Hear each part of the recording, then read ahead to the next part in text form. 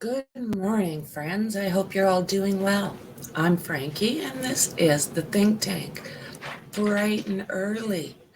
There's been some different things coming out about the Moscow students and that house, possible releasing of that one student's name, TikTokers dancing at this house. Okay, let's take a look at this, guys. Definitely have to talk about this. Let's talk about those TikTokers. So it's coming from News Nation saying reportedly filming TikTok dances at this Idaho house. A witness told, here we go, News Nation's Ashley Banfield that they've been seeing filming TikTok dances. People have been seen in front of the house in Moscow, Idaho. The witness said they were shocked by how many people all day long were dancing on video. The off-campus home, as we know, has now got a very notorious past and has turned into a place, basically what they call a crime tourist spot. Yep, new name, guys. There is actually a group, well, more than one group. There's people out there that are literally called crime tourists. They go to these different locations and they do different things. In December, News Nation caught the moment when a woman from Columbus, Ohio stopped by the house to drop off flowers. The neighbors that lived around the house said they, around the house, had signs up in their windows saying no comment, no media. Let's see here. The house on 1122 King Road will be demolished, and a memorial garden will be established, according to a memo released by the president of the university. Some members of the community have said that it is a step in the right direction. Absolutely. Let's see what Ashley Banfield's going to say here. I'll find it. But also students, who go there, what are their thoughts that this home will eventually be demolished? So I want to play some of that for you now. This is what they said when they were asked about the demolition. I heard this morning that they're going to demolish the house. I think that it's a step in the right direction. We're going to get some closure on this. Every single time I drive by that, I think about it, I look at it. If it was gone and something else was there, that would be great. Absolutely. As a student, having to move frequently around campus to be able to go to school, knowing that I lived in a place where people were so brutally murdered would not feel comfortable to me. I think tearing down the house could be a good thing. And for a memorial, I think it'd be good to put it here on campus in one of the parks. I don't think it needs to be torn down. However, if it is torn down, I believe the memorial should go in its place. I don't think anyone would want to live in that house, but also out of respect to the people that were killed, I think it's a good action to take, just to take it down and maybe make it to some sort of memorial or some place where people can go and learn about what happened. Absolutely. Absolutely. So there possibly there were a lot of people is, who wanted to say that, that memory, it's never going to be erased, but maybe as a spot to remember these 4 students. They were doing absolutely nothing wrong, living their lives. So yeah, the kids are saying it's a healing step and removes the physical structure where the crime that shook our community was committed. Absolutely. Unreal. The damage done has reverberated all across not only the US, but Canada, and I'm sure other countries as well. Just the realization that someone can come into your home and do this much damage. Let's see. Were the pictures. And there are pictures of at least one of the victims in his photo roll.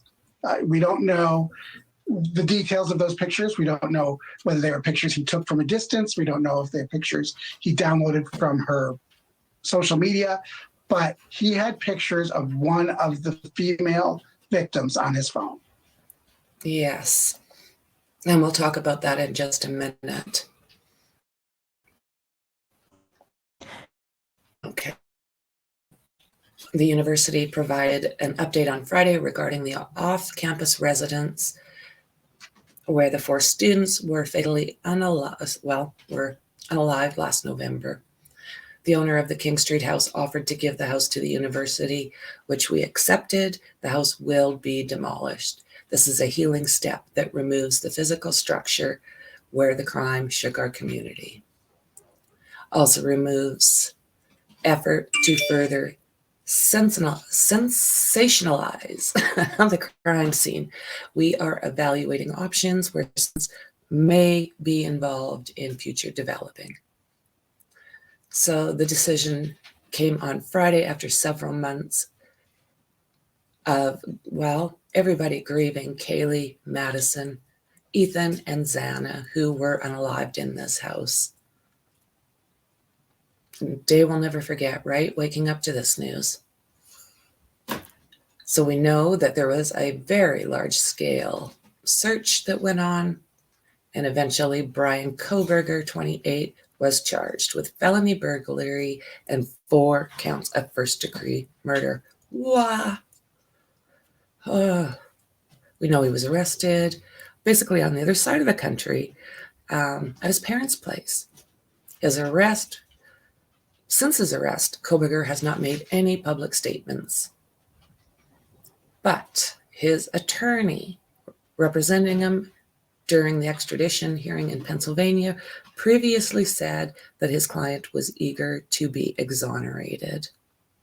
We've gone over the probable cause affidavit, and we do know that there's an alleged knife sheath from a K-bar that was left at the scene beside Maddie Mogan, and that they say there was a single source of DNA on it, basically where you put your thumb to open that snap, and that it is positive to be Brian Koberger's.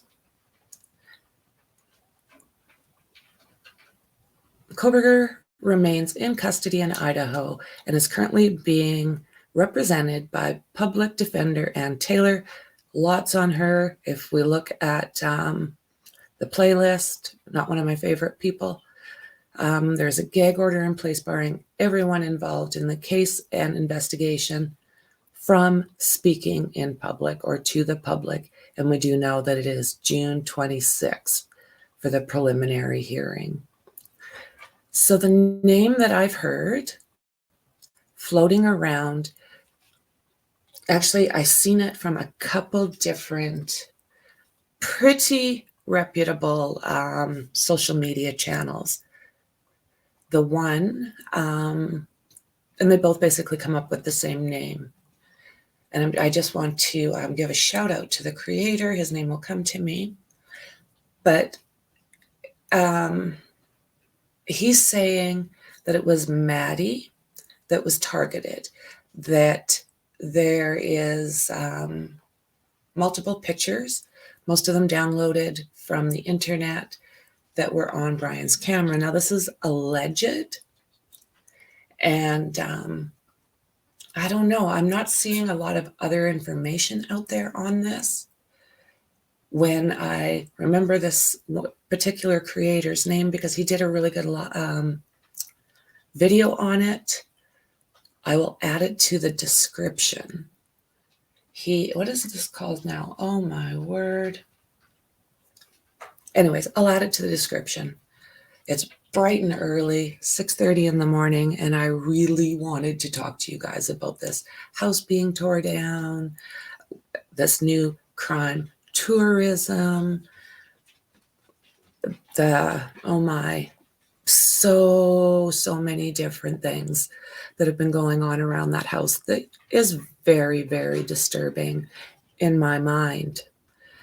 It would be nice to actually have this put up for the kids, have something erected, maybe with, someone was saying on my Discord, maybe 4 benches, one for each. There's so many great ideas as what can be done with that property versus having that nasty memory sitting right there and jumping out.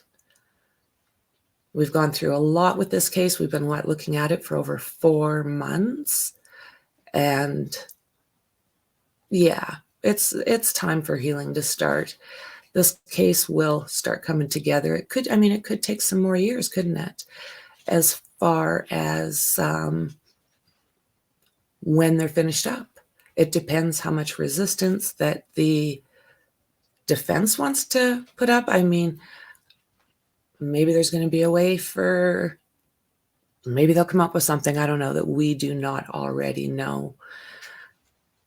Right? Always a possibility. But at this point, it's just a sad, sad place to look at. As soon as you see that house, your head goes straight to what happened in that house. So let's get on with things. If this guy's guilty, let's get him put behind bars and start anew. Good memories of these awesome kids. Let's look into Maddie a little bit more and see if this is accurate. I'm just going through my the different people that I follow, and I'm not finding the name in there, which surprises me. I don't know if you guys ever noticed, but sometimes names pop in and out. Sometimes you are seem to be subscribed fully, and the next time you can't find them, you have to subscribe again. So the other thing that's going around, and if this is the case, I'll try to put something out there for you. I've also heard that Ina Harsh has been jailed. I don't know what that could have to do with. I don't know if it's accurate yet. It's just something I seen this morning. So I am going to check that out.